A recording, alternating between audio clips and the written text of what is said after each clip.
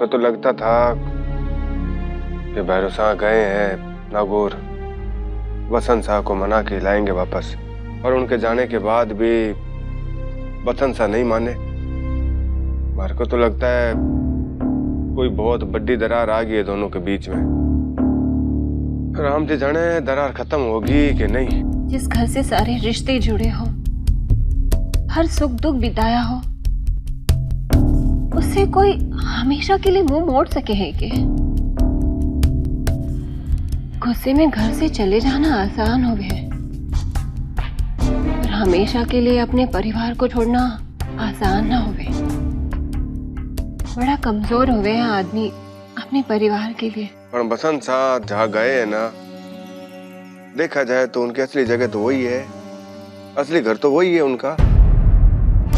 जब कहीं और गए होते ना तो शायद ये उम्मीद कर लेते कि वापस आएंगे, पर ये तो उनका अपना खुद का घर है, खुद के पिताजी का घर। इंसान भले लाख कोशिश कर ले, पर आखिर में खून खून को खींच लेता है।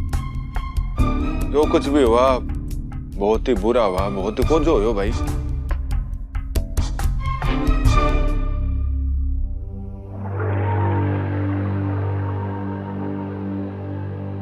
आप लोगों को देखो,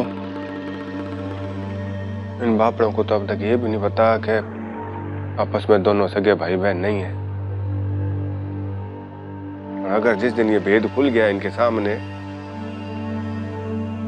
और वरुण उनसे नाराज होके अपने असली दादा दादी के पास चल गया तो मुड़ के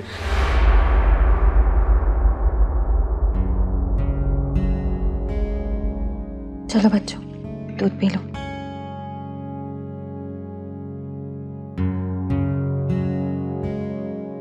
हाँ देखो मैंने क्या लिखा।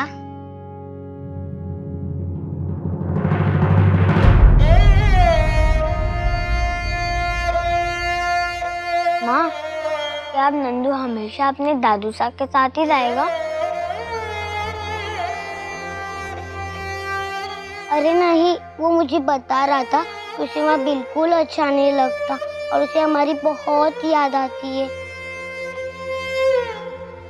और उसकी दोस्त भी तो यहाँ है, इसलिए वो जल्दी हमारे पास आ जाएगा।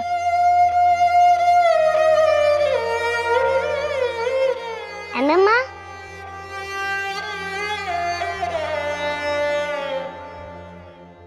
दूध खत्म करो, चलो।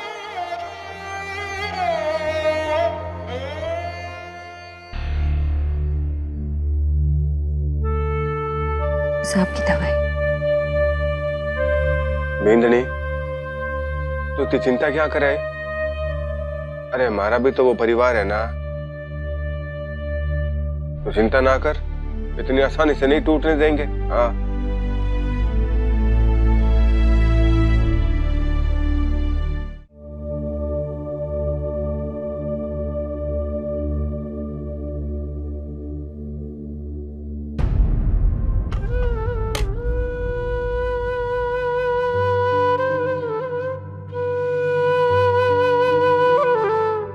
नंदू, बेटा ये क्या किया तूने? दादू सा कितने प्यार से लाए थे ये खिलौने तेरे लिए, ऐसा करते हैं? मुझे कुछ नहीं चाहिए, बस मुझे अपने घर जाना है। चलो ना माँ, चलो ना। माँ बताओ ना, हम कब अपने घर जाएंगे?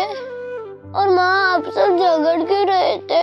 आप सब झगड़ रहे थे इसलिए हम अपने घर नहीं जाएंगे। मेरे सारे दोस्त अपना जन्मदिन कितने अच्छे से मनाते हैं और मेरा सब गंदा गंदा हो गया। अब बाबू से कहिए ना कि हम अब भी अपने घर जाएंगे और मेरे सारे दोस्तों को और वरुण शगुन को बुलाएंगे और मेरा जन्मदिन अच्छे से मनाएंगे। माँ प्लीज आप बापू से कहिए ना कि हम अब भी अपने घर जाएंगे। माँ देख नंदू, अभी बहुत रात हो गई है ना, तू भी जल्दी से दूध पी ले, हम कल बात करेंगे। नहीं माँ, आपने ही तो कहा था कि हम थोड़े दिनों के लिए ही यहाँ पर आए हैं और आज तक काका साहब भी आए थे, तो हम उनके साथ क्यों नहीं गए? बेटा तेरे बापू से का काम खत्म नहीं हुआ है अभी कुछ दिन और रुकना होगा हमें यहाँ। माँ पर बापू से तो कहीं बाहर जाते ही नहीं है, वो तो सारे दिन घर पे ही रहते हैं। आप मुझसे झूठ बोल रहे हो ना?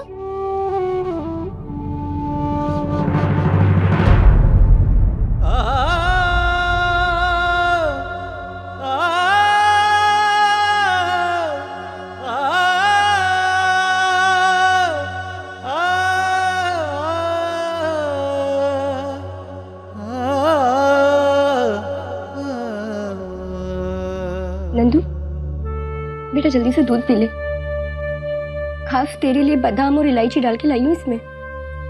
जल्दी से पी के सो जा। हाँ मैं भी आई।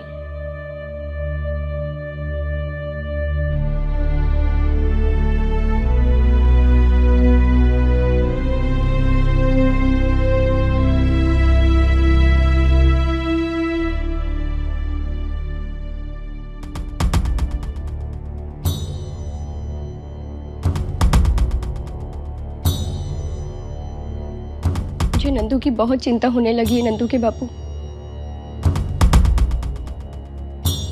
उसे समझाना बहुत मुश्किल हो गया है।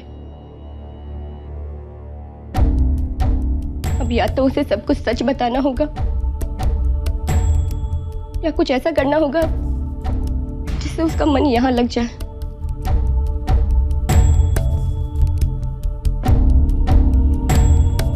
पर क्या बताएंगे उसे? उसकी उम्र नहीं है समझने की जो कुछ भी हुआ।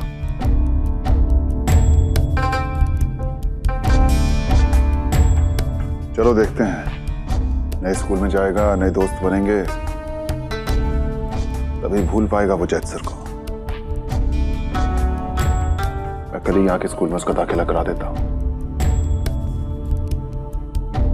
अब तो जो है यही है, और फिर नंदू ही क्यों, मैं भी वापस से बात करके देखता हूं, यहां का काम समझने की कोशिश करूंगा।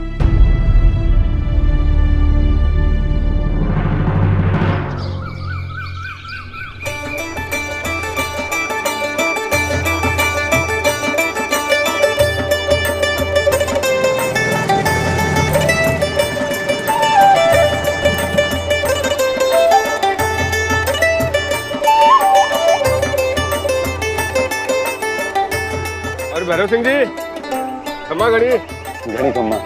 अब मार को तो पता नहीं था कि आप यहाँ पे आने वाले हो मेले में, नहीं तो हम लोग साथ में आ जाते। हाँ समझी साहब, मुझे भी ध्यान में नहीं आया कि एक बार पूछ लूं आपको। कोई बात को नहीं, एक ही बात है। बाकी सुना है कि यहाँ पे गेहूं की कोई नई किस्म आई है विदेश से।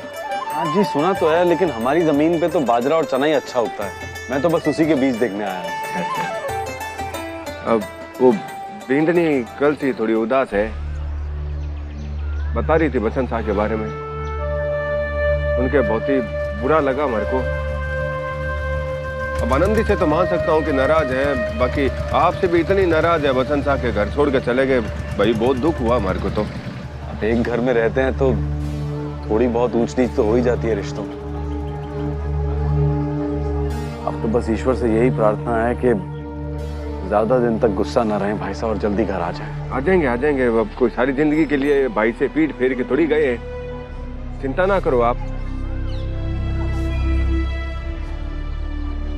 वो गेहूं के नई किस्म की बात कर रहा था ना, जो विदेश से आए हैं, मार को लगता है वहीं पे लगे हैं वो। आओ चल के देख के आते। आप देख लीजिए संधि साहब, मैं जरा ढूंढता हूँ कि बाजरे और चने के बीज कहाँ रखे हैं, फिर मिलते हैं।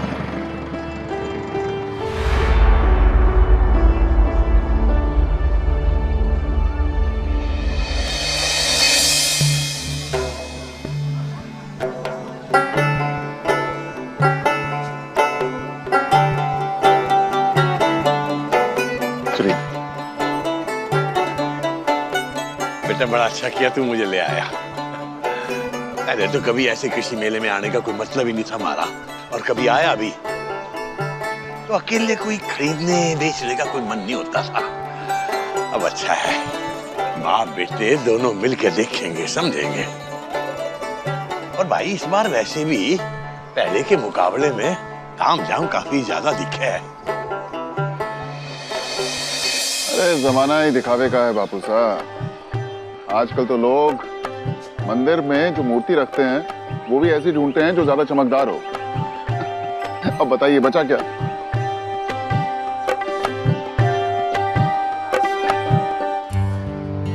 अरे बापू साहब, मुझे लगता है वो बाजरे के बीज वहां मिलेंगे। हाँ? देख लें जरा। चल बेटा चल।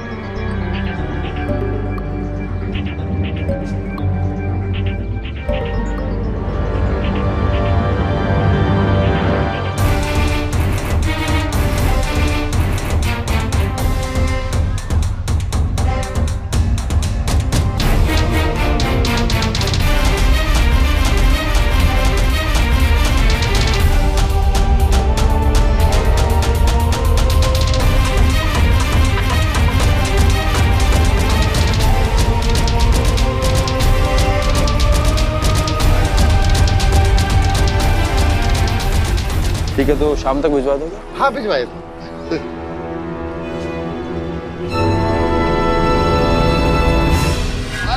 अरे घनी खमा नारायण सिंह जी। खमा गणी कैसे दिया? ये है जी 175 रुपए किलो और 2 किलो की थैली है, 350 में आ जाएगी जी।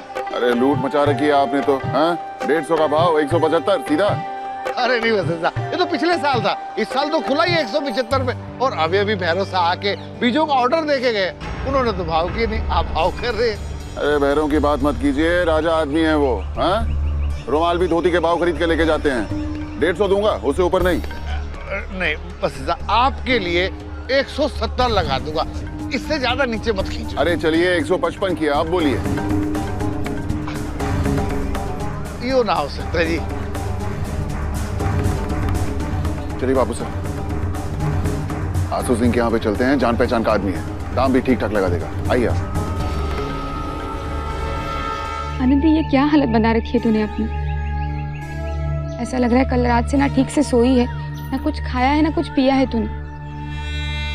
जानती हो कि घर में जो कुछ हुआ है उससे क्या बीत रही है तुझ पर। पर ये कोई ऐसी तो समस्या ना है ना जिसका हल किसी दुकान या अस्पताल में मिल जाए। आनंदी, तुझे ही हिम्मत से काम लेना होगा जब तक सब कुछ ठीक ना हो जाए। कोशिश करती हूँ मैं फूली,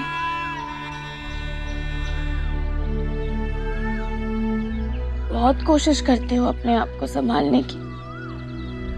फिर जैसे ही माँ को देखती हूँ ना,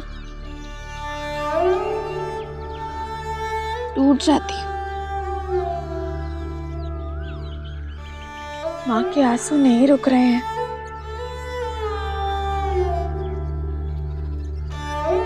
और रुके भी तो कैसे? हमारे शरीर का एक हिस्सा हमसे दूर हो गया है। हम माँ को नहीं संभाल पा रहे हैं।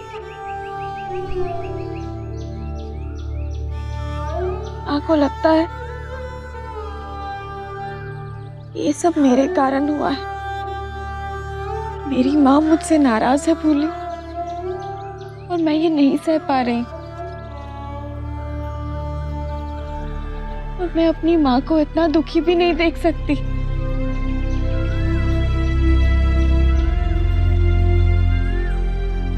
उस टहनी को देख आनंदी,